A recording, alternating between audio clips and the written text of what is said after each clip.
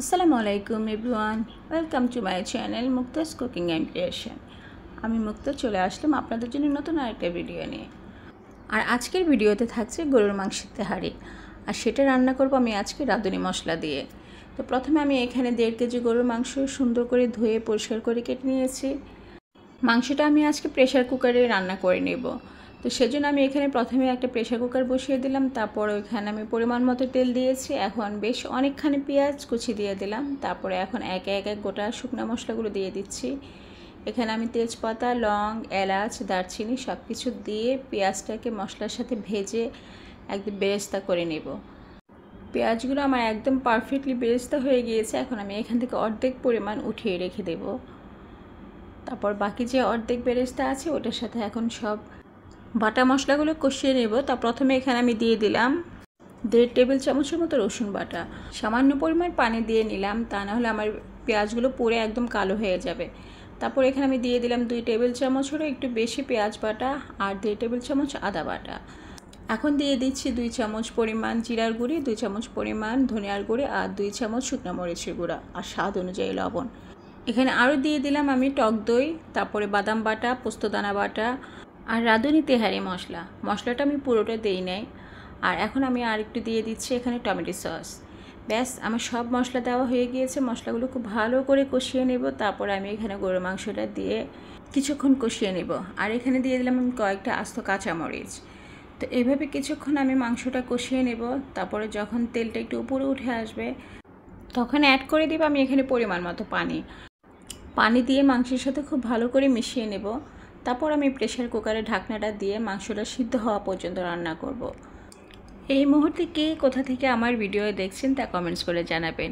আর যারা আজকে প্রথম আমার ভিডিও ইউটিউব থেকে দেখছেন তারা প্লিজ আমার চ্যানেলটি সাবস্ক্রাইব করে দেবেন আর পাশে থাকা বেল আইকনটি প্রেস করে দেবেন। এতে করে আমার পরবর্তী ভিডিওর নোটিফিকেশন আপনার কাছে সবার আগে পৌঁছে যাবে। আর যারা অলরেডি আমাকে সাবস্ক্রাইব করে রেখেছেন তাদেরকে অসংখ্য ধন্যবাদ জানাচ্ছি। আর যারা ফেসবুক পেজ থেকে দেখছেন তারা আমার পেজে একটা লাইক ফলো দিয়ে দেবেন। তো মাংসটা আমার অলমোস্ট রান্না হয়ে গিয়েছে। এখন আমি মাংসটাকে নামিয়ে নিব। এখন পোলাও রান্নার প্রসেসিংটা শুরু করে দিলাম। তো প্রথমে কড়াই বসিয়ে দিয়ে আমি এখানে পরিমাণ মতো তেল দিয়েছি। তারপর দিয়ে দিলাম এখানে কিছু পেঁয়াজ কুচি আর শুকনো গরম মশলা।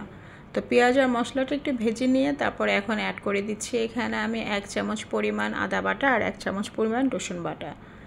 তারপরে দিয়ে দিচ্ছি আমি স্বাদ অনুযায়ী লবণ। মশলাগুলোকে কিছুক্ষণ কষিয়ে নেব। তারপরে দিয়ে দেবো এখানে আমি একদম ফুটন্ত গরম পানি। আর আমি 1.5 কেজি মাংসের জন্য এখানে 1 কেজি পোলাও চাল নিয়েছি। আর পোলাও চালটা কিন্তু আমি রান্নার ঠিক আধা ঘন্টা আগে একদম পরিষ্কার করে ধুয়ে পানিতে ভিজিয়ে রেখেছি। সবসময় চেষ্টা করবেন পোলাও রান্নার ঠিক আধা ঘন্টা আগে চালটা ধুয়ে পরিষ্কার করে ভিজিয়ে রাখার। এতে করে কিন্তু পোলাও খুব সুন্দর ঝরঝরা হয় এবং দেখতেও ভীষণ সুন্দর হয়। ঢাকনা দিয়ে আমি পানিটা আরও কিছুক্ষণ ফুটিয়ে নেব। আর এই ফাঁকে আমার প্রেশার কুকারের ঢাকনাটা সরিয়ে নিলাম। মাংসটা দেখেন একদম সুন্দর রান্না হয়ে গিয়েছে, সফট হয়ে গিয়েছে। এই পর্যায়ে এসে আমি এখন পোলাও চালগুলো দিয়ে দিচ্ছি।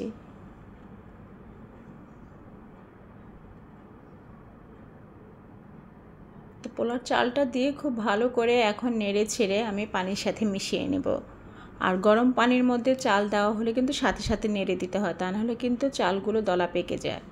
আর খুব ভালো করে মিশিয়ে নিতে হবে। এখন ঢাকনা দিয়ে কিছুক্ষণ রান্না করব। তো এই যে এই পর্যায়ে এসে এখন আবার একটু নেড়ে ছেড়ে দিচ্ছি।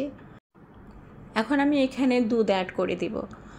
হাতের কাছে লিকুইড দুধ থাকলে লিকুইড দুধ দেবেন, আর তা না হলে গুঁড়া দুধকেও আপনি পানির মধ্যে গুলিয়ে দিয়ে দিতে পারেন। তবে গুঁড়া দুধ দিলে পোলাওর টেস্টটা বেশি ভালো আসে।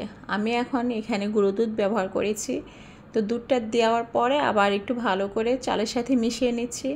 আর এই পর্যায়ে এসে এখন আমি এখানে দিয়ে দিব 2 থেকে 3 চামচ পরিমাণ চিনি। আর চিনিটা অবশ্যই ব্যবহার করবেন। পোলাওর মধ্যে চিনি ব্যবহার করলে পোলাওর টেস্টটা দ্বিগুণ হয়ে যায়। আমার কাছে তো ভীষণ ভালো লাগে। আমি সবসময় পোলাওর মধ্যে সামান্য পরিমাণ চিনি ব্যবহার করে থাকি। চিনি দিয়ে চালের সাথে খুব ভালো করে মিশিয়ে নিতে হবে। এখন আমি কয়েকটা আস্ত কাঁচামরিচ দিয়ে দিব। তারপরে এখন ফাইনালি আমি গরুর মাংসটা অ্যাড করে দিচ্ছি।